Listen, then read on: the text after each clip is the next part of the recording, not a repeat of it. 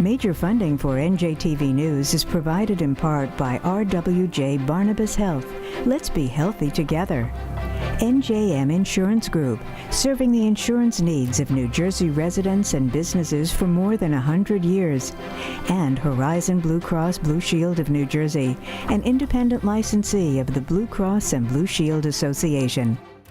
Tonight on NJTV News, asking tough questions. Suicides among young kids are trending up, and some experts and lawmakers say we need to ask kids directly, are you thinking of harming yourself? A State Assembly committee hears testimony on expanding victims' rights. What's the state doing to grow an innovation economy? We talk to budding biotech companies. Plus, ahead of the midterm elections, a tip from a top pollster about key congressional races. Just how close are they? Those stories and more next on NJTV News.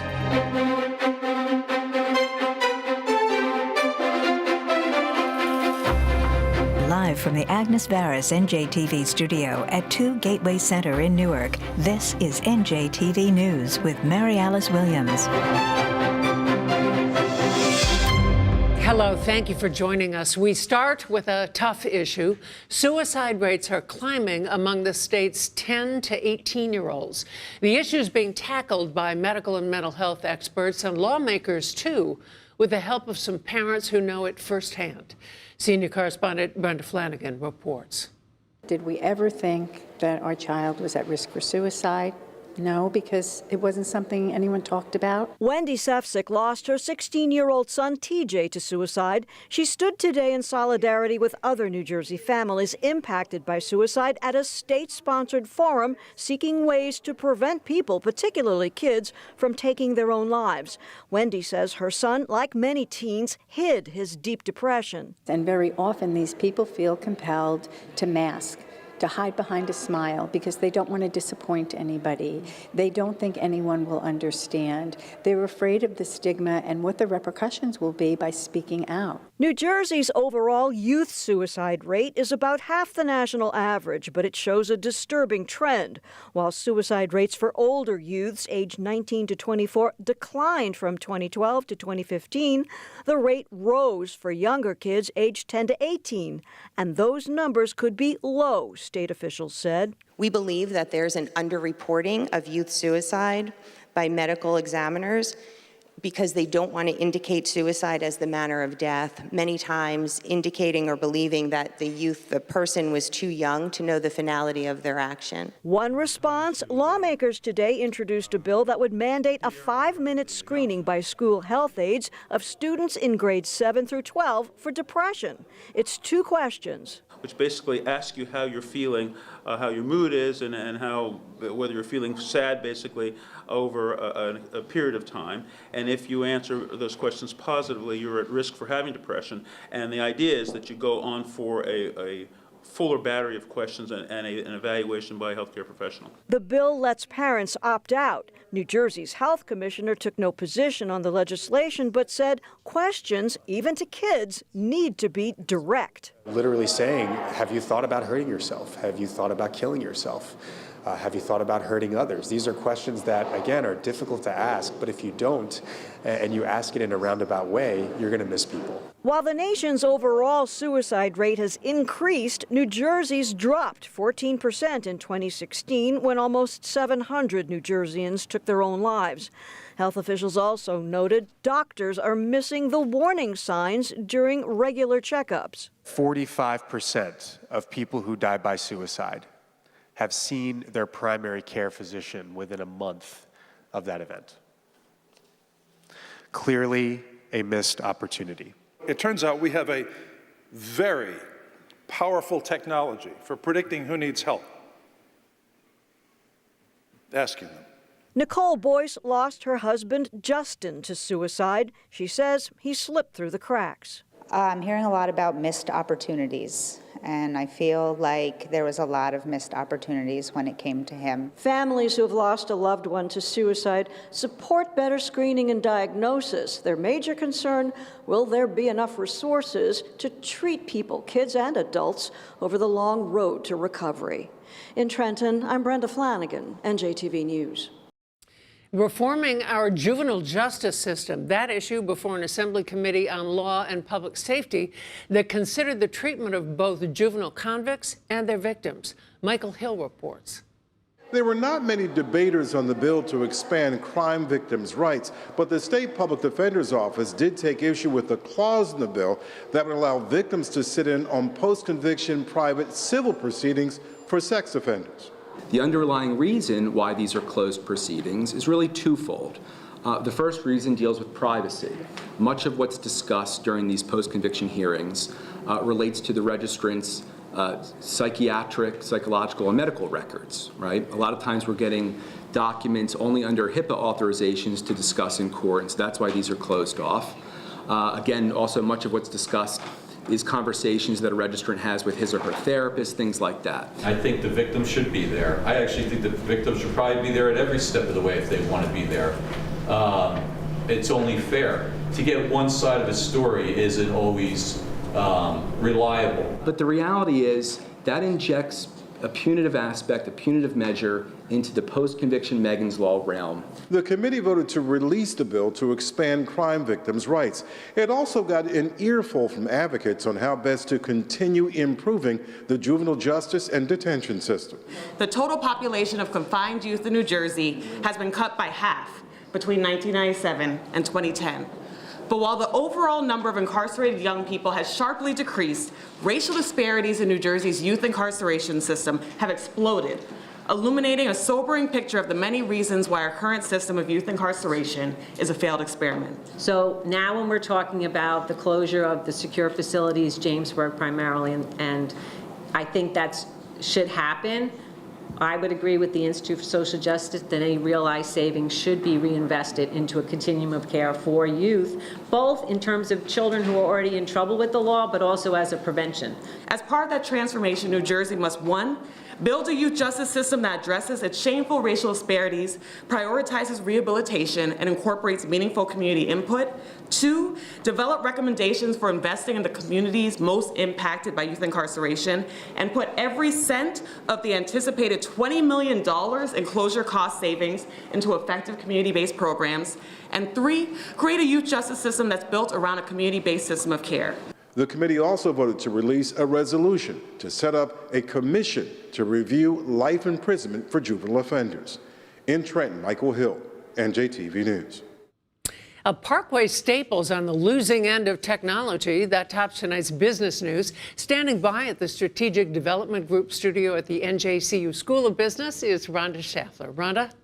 Mary Alice, your spare change will soon be worthless once you get onto the Garden State Parkway. Lanes with coin baskets will be converted into Easy Pass only lanes in the main Parkway toll plazas starting this month. The New Jersey Turnpike Authority says the coin machines have become expensive and difficult to maintain. In fact, some parts for these machines are no longer even available. For now, the authority will keep the coin machines on the Parkway's entrance and exit ramps. The agency says nearly 83% of travelers used Easy Pass lanes last year. Toll collectors will continue to staff those full-service lanes for those still itching to pay tolls in cash. State lawmakers have advanced a bill to raise taxes on United Airlines to help pay to extend the PATH train to Newark Liberty International Airport. The Senate Transportation Committee voted in favor of that legislation today. The bill expands the taxes United would have to pay for jet fuel. But an executive for the airline told the committee the plan could be unlawful under FAA guidelines, which she says mandates that jet fuel taxes only be used for aviation purposes. Jill Kaplan, the regional president for United, also said the tax would impact United's ability to make future investments in the Garden State. New Jersey's business groups also oppose that jet fuel tax bill. Amazon is hiring once again in New Jersey. The retailer is holding hiring events around the state this week and next for 2,600 permanent positions in West Deptford and Robbinsville. The company is also gearing up for seasonal holiday hiring. And other retailers announced national holiday hiring plans this week, including Macy's, which will add 80,000 workers, and Target, which will hire 120,000. On Wall Street today, stocks rallied. The Dow rose 147 points. And those are your top business stories. New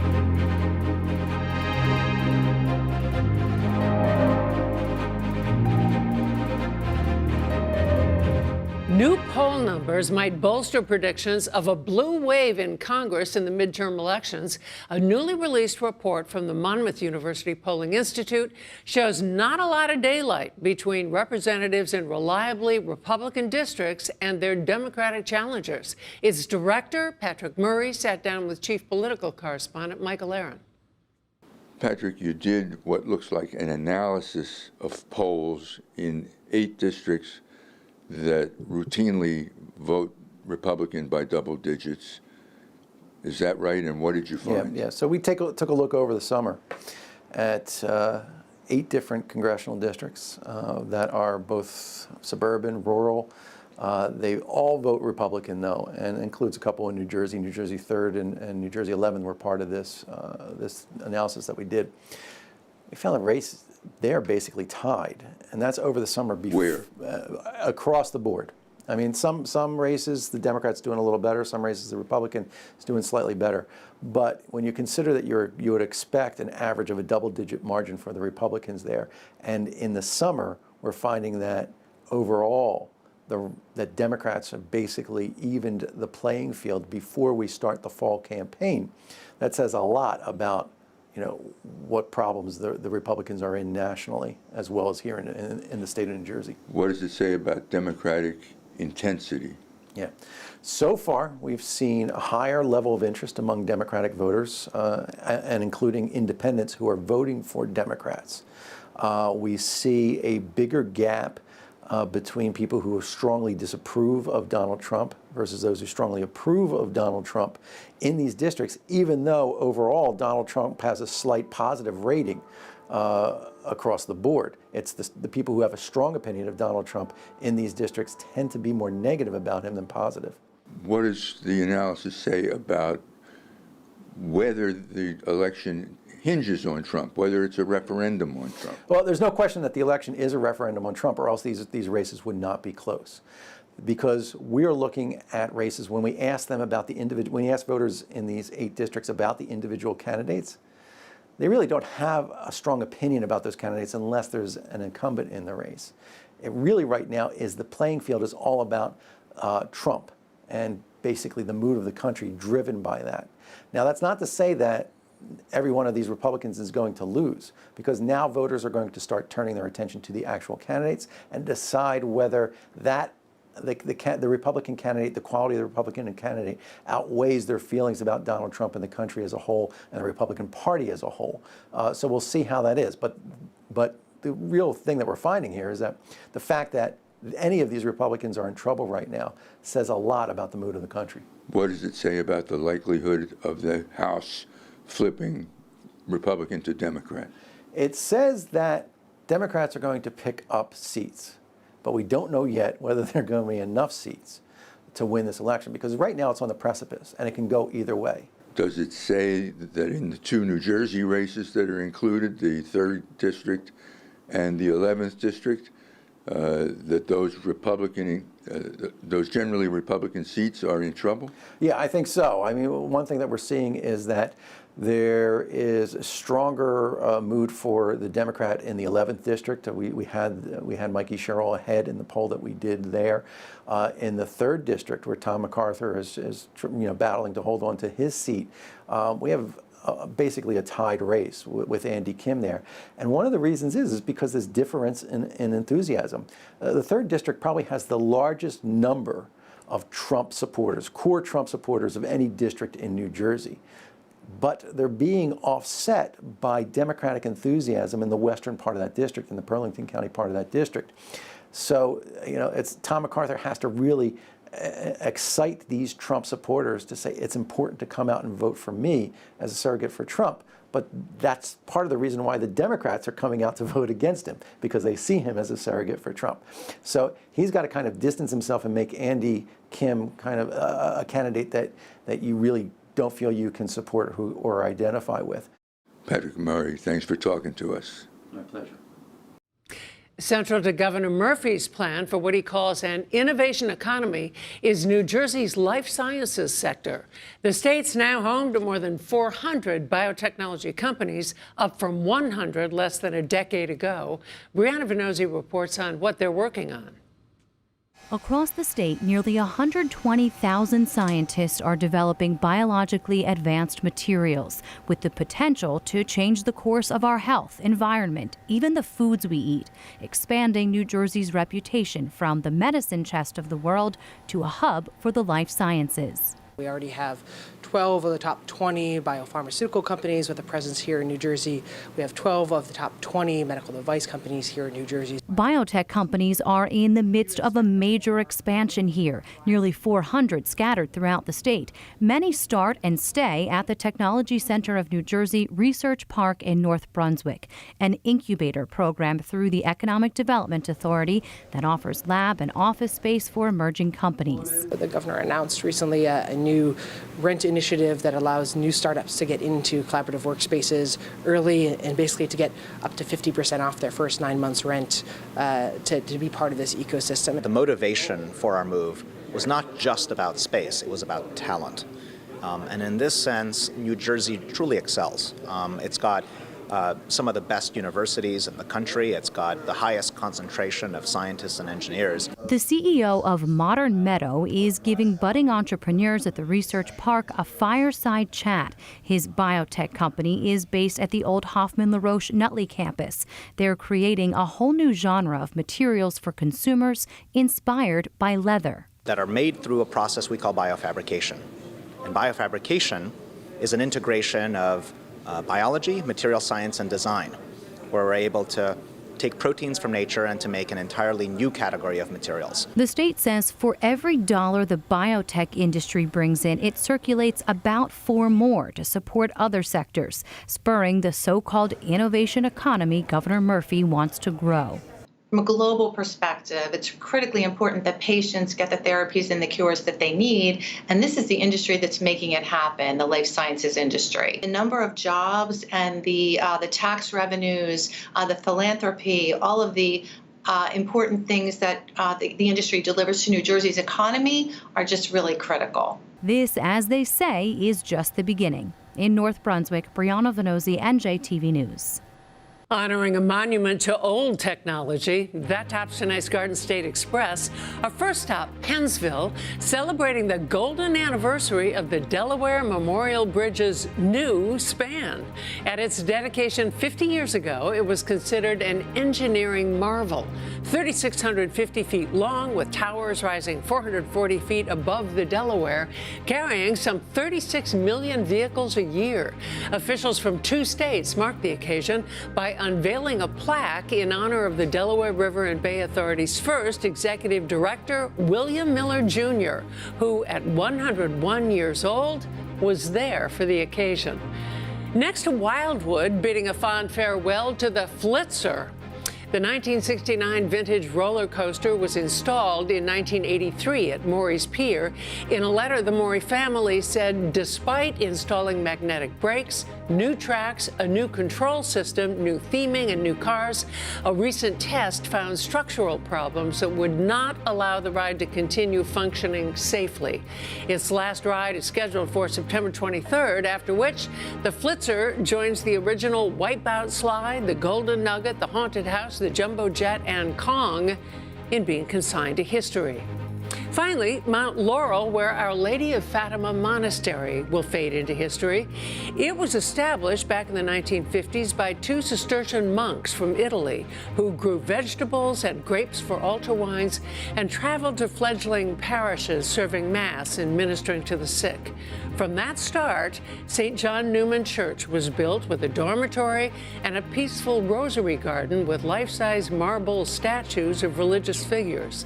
The townships purchased the monastery and its land for $4.6 million and will preserve it as open space. 81-year-old Father Maurizio Nicoletti, the last monk remaining, will return to Italy. The Rosary Garden stays. And that's our Garden State Express for Thursday, September 13th. Something up in your neighborhood? Tip us off.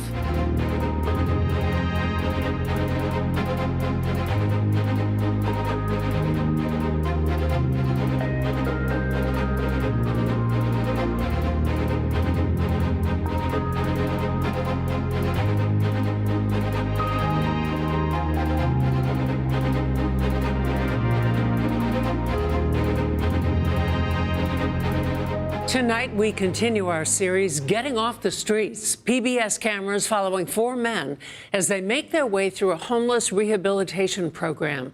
How are the remaining men preparing for life off the streets as they continue chasing the dream? Living on the street is not really living. You're existing. Mr. Ship, the day we got him, he had a rope holding his pants up. He was throwing up. He had diarrhea 2 days. I lost my mother at a very young age. Thing went downhill for me. I hit people, we get into like fights. We go over and buy beer and we sit in the lot, get drunk and go to sleep. I kept on living in the past to now. We've been working hard to put the pieces of his life back together. You've come a long way. You run out of time. It's coming fast. Yeah. The big eyes on the sign there. I hope I can see better. During the first 10 weeks of the program, we drive them to appointments, we pick them up from appointments. I'm gonna call, send them a text. You will not have Everywhere they go, they're in a bubble. At the end, it gets crazy because now we're trying to find a place for everybody to live.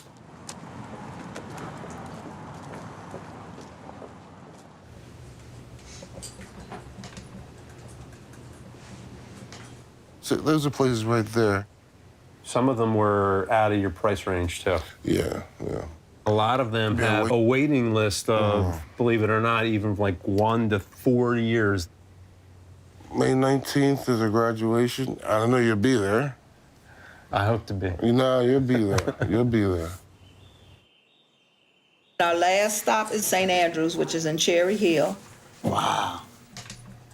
So Dambley House is our transitional house that we've had forever. We have a house manager in place. When the curfew is broken, he sends me a text message, and it's just that simple. Say I want to spend some time with myself. I want to go to a movie, a baseball game, or something like that. 11 o'clock. You got to be back at 11. When I first met him, I can't tell you why, but we just connected. I took him to the AA, and at the first meeting, he raised his hand, which was really a surprise. 3 times a week I go start sharing things when he first started drinking. What we want them to do is manage the cravings. Call their sponsor. The person actually thinks through the craving and remembers the damage that the drug abuse or the alcoholism caused. I've been sober 9 months now. I guess every month you stay sober, they give you one of these. I call them a good luck piece. I wish you guys were staying longer. I wish I was too. Yeah. When we were up in the sanctuary, he said, I would like to be baptized. And the pastor agreed, and, we all went for his baptism. You have publicly professed to follow Jesus Christ as your Lord and Savior, is that right? Yes. And you agreed to Here's a man who was so full of rage.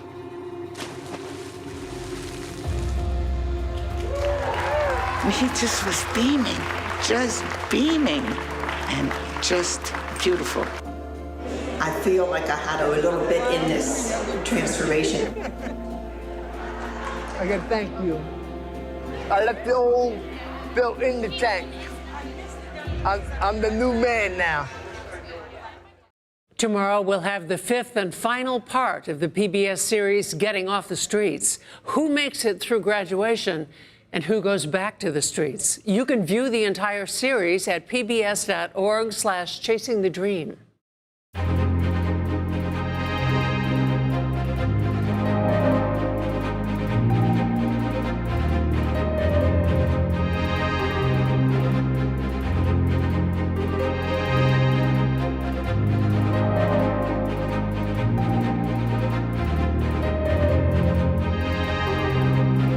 Now, some noteworthy facts that help you know Jersey. The Sentencing Project reports black youth in New Jersey are more than 30 times more likely to be detained or committed than white youth. The Monmouth poll shows Democrat Andy Kim leading Republican incumbent Tom MacArthur by a single point. New Jersey had 30 biotechnology firms in 1994. Today, there are nearly 400.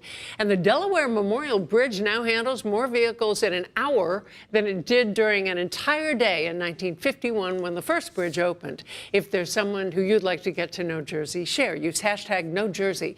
Tomorrow on NJTV News, is now the time to consider an energy master plan for the state.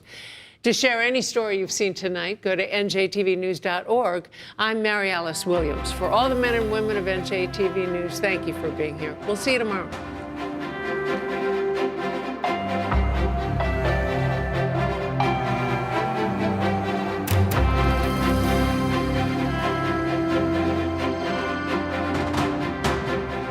The members of the New Jersey Education Association, making public schools great for every child. And PSE&G, we make things work for communities. Funding for Chasing the Dream is provided by the JPB Foundation and the Ford Foundation.